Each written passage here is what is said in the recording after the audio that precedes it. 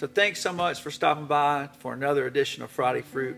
Hope this blesses you. We're going to be in Mark chapter 5 today, so let's get into it.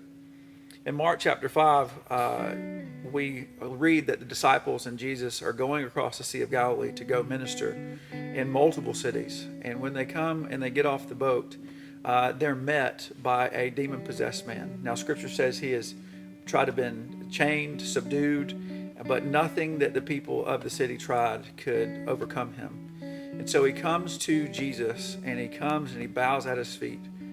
Now, I was reading this, I got to thinking, what do we really do? If the demons understand who Jesus is, that demon in Mark chapter 5 calls him by name. Jesus, Son of the Most High God, what do you want with me?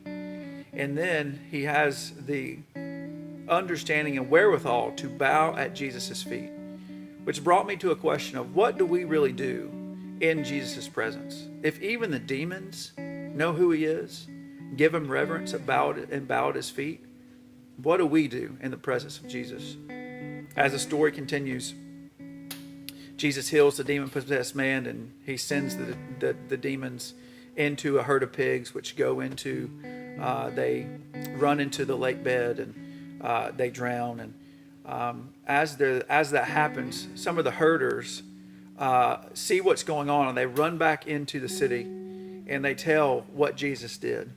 It's really interesting at this point too, that instead of the city folk coming and asking Jesus to stay and do ministry, they actually ask him to leave. And so, which brings me to my second question is, why do people reject Jesus due to a certain lifestyle they want to live?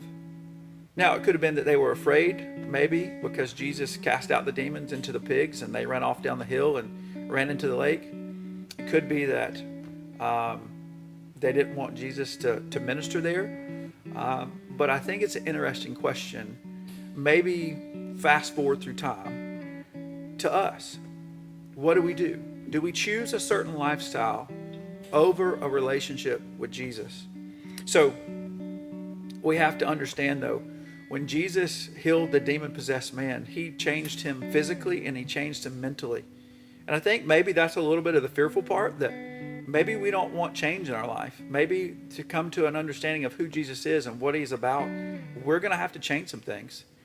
And so the people of the town, they come and they see Jesus. They see him cast out the demons into the pigs.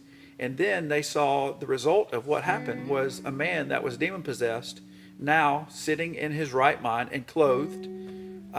They saw a change in him. And so as the story or account progresses in Mark chapter 5, as we enter into some later verses, we see that the demon-possessed man, as Jesus is asked to leave, the demon-possessed man asked and pleaded with Jesus, "Can I please go with you?" And Jesus tells him no. Which brought another question to my mind. When we're with Jesus, do we plead or beg to stay with him? And Jesus actually tells the demon-possessed man, "No, you can't go with us. What I need you to do is I need you to stay here and tell everyone the mercy the Lord has shown you." And so the disciples and Jesus, they get back on their boat and they go back across the Sea of Galilee to do more ministry. But it's interesting in the latter verses of Mark chapter 5, 19 and 20, it says the demon-possessed guy, at this point not being possessed anymore, he goes to the Decapolis. Big fancy Greek word for there were 10 cities surrounding this little area. So my question then to us would be, if Jesus asked us to minister, what areas of our life do we want Jesus to be known the most?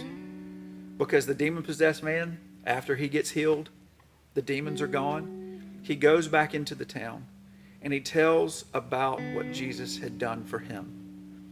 And so today, maybe that's where you are. Maybe there's some questions, maybe there's some insights in that story that hit home with you. But maybe today, the question that I would ask is, how would you make Jesus known today? In what area of your life? Maybe it's your job. Maybe it's ministry. Maybe it's in relationships. So I hope this blesses you. Thank you for stopping by. Remember, keep worshiping, and God bless.